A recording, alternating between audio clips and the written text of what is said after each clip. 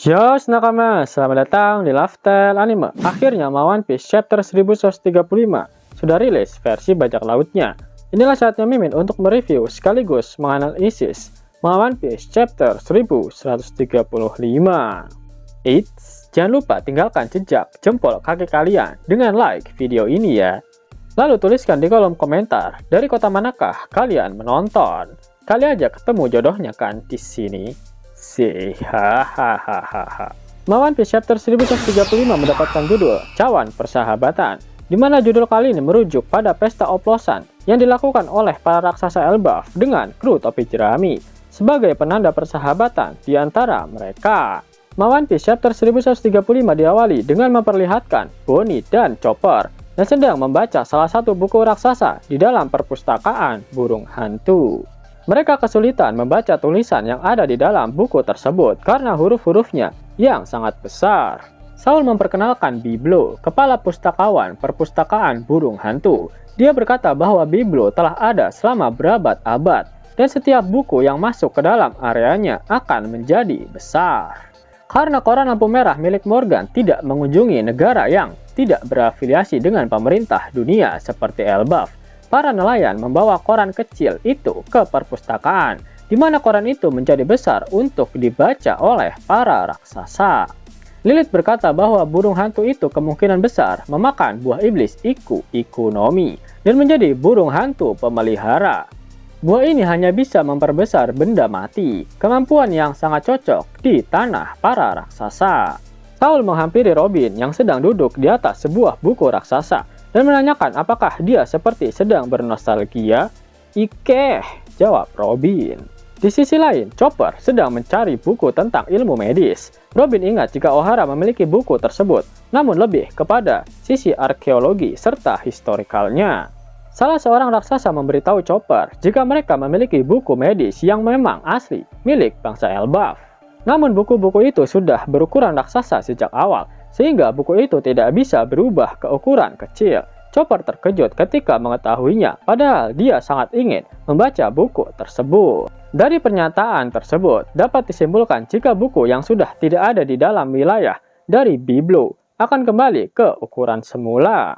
Di area Akademi Walrus, Luffy bermain ayunan dengan anak-anak raksasa, tetapi anak-anak itu ketakutan. Nami memukul Luffy sampai babak belur, Usopp juga dipukul. Namun Usopp berkata jika dia tadi sedang mencoba untuk menghentikan Luffy.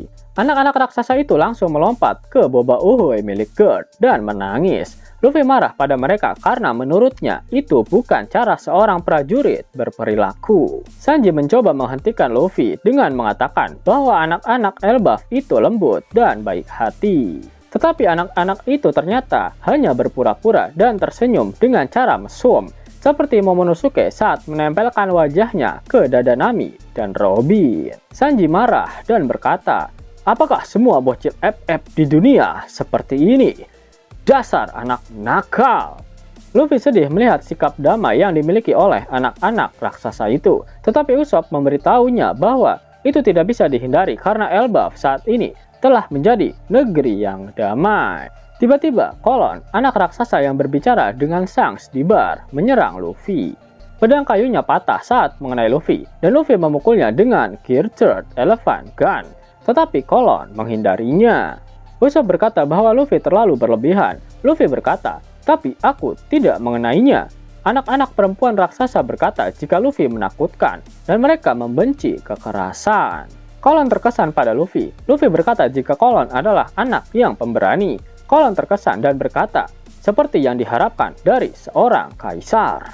Anak-anak perempuan raksasa berkata mereka membenci Kolon karena dia kasar dan agresif. Ripley memarahi Kolon, namun seketika langsung memujinya atas serangannya dan mengatakan bahwa itu cukup bagus. Mereka adalah ibu dan anak. Kolon mengatakan jika Meto-san, sang wanita penjaga bar, telah membuatkan makanan kesukaan dari Ripley. Sanji terkejut ketika mengetahui jika Ripley sudah menjadi emak-emak, dan dia kagum karena dia mengajarkan anaknya untuk menjadi seorang ksatria. Usopp kesal pada Ripley karena dia tidak menyuruh anaknya itu untuk meminta maaf karena sudah mengganggu mereka. Kolon berkata bahwa ayahnya adalah manusia dan mantan bajak laut, Dia menegaskan ayahnya bahkan tidak akan kalah dari prajurit Elbaf. Ripley berkata suaminya lebih muda darinya dan tidak ingin menjadi satu-satunya yang menua, jadi dia tidak menikahi Ripley secara resmi. Robin, Lily, Chopper, dan Bonnie ingin tinggal di perpustakaan. Luffy berkata mereka akan pergi lebih dulu ke pesta karena dia masih lapar. Robin ingin lebih lama mengobrol dengan Saul, di mana Saul mengatakan jika para raksasa sudah berpesta, maka mereka akan menghabiskan 3 hari, sehingga mereka berdua akan memiliki banyak waktu. Sedangkan Lilith dan Bonnie akan mengurus surat izin untuk tinggal di negeri Elbaf. Di sisi lain, Frankie berkata bahwa pulau itu sendiri adalah Treasure Tree Adam. Saul berkata bahwa dalam berbagai buku, Treasure Tree Adam dapat ditemukan di seluruh dunia. Tetapi umur Treasure Tree Adam di Elbaf tidak bisa dibandingkan dengan yang lainnya. Gerd meminta mereka untuk memakai pakaian baru buatannya. Brock, Frankie, Jinbei, dan Robin sekarang memakai jenis pakaian yang sama seperti Luffy dan yang lainnya.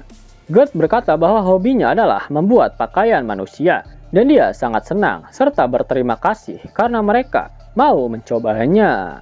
Di Kastil Aurus yang terletak di sekitar desa barat Elbaf, tempat 2 orang misterius mendarat di chapter sebelumnya, para raksasa bertanya bagaimana mereka masuk dan apakah mereka adalah anggota dari topi jerami. Wanita itu berbicara mengatakan bahwa mereka mencari seseorang bernama Loki. Para raksasa bertanya mengapa mereka mencari penjahat seperti dia, mengatakan bahwa Loki adalah Gaiaku atau pengaruh jahat bagi Elbaf.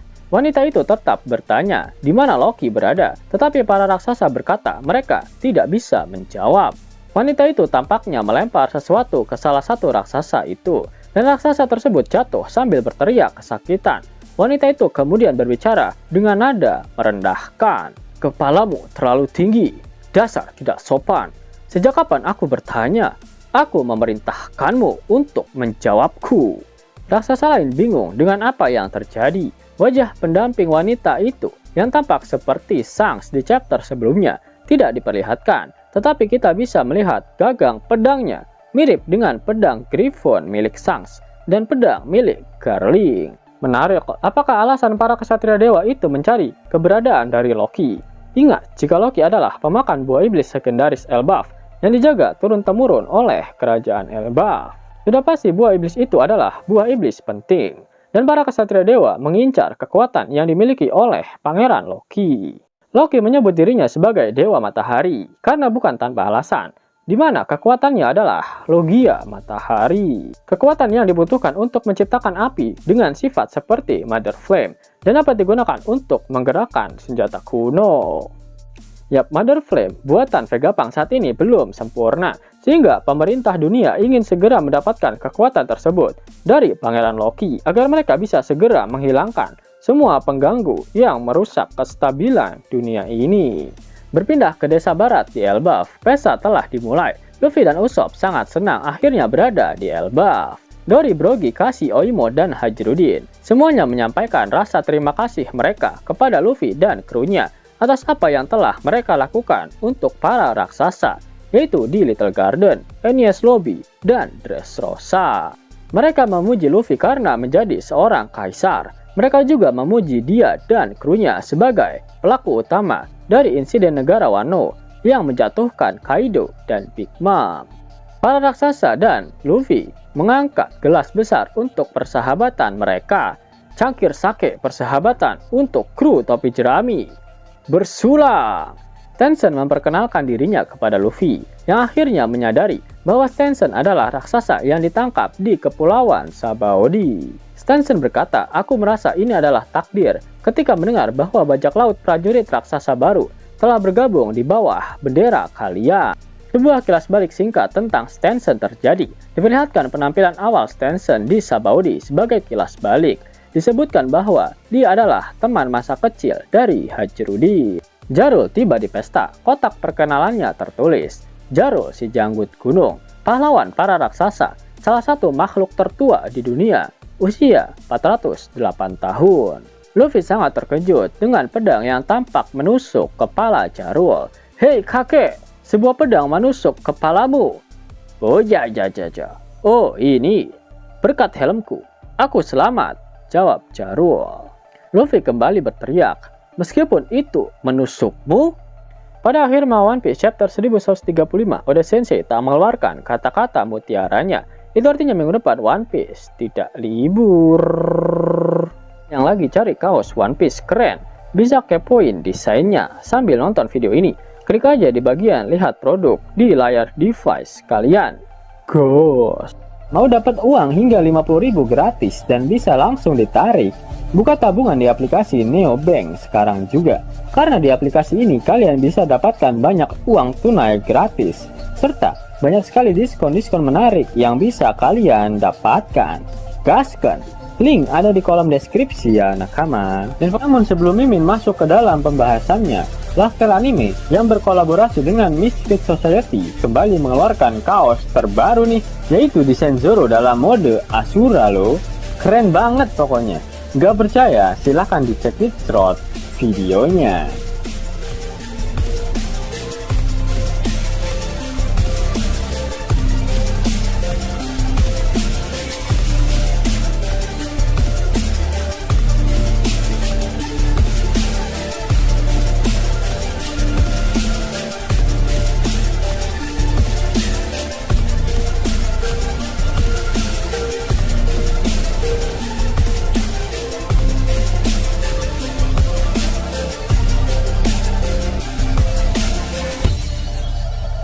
Bagaimana? Keren kan? Bagi kalian nakama Opler, terutama para fan gaynya Babang Marimo, kudu wajib harus punya baju ini. Gaskan!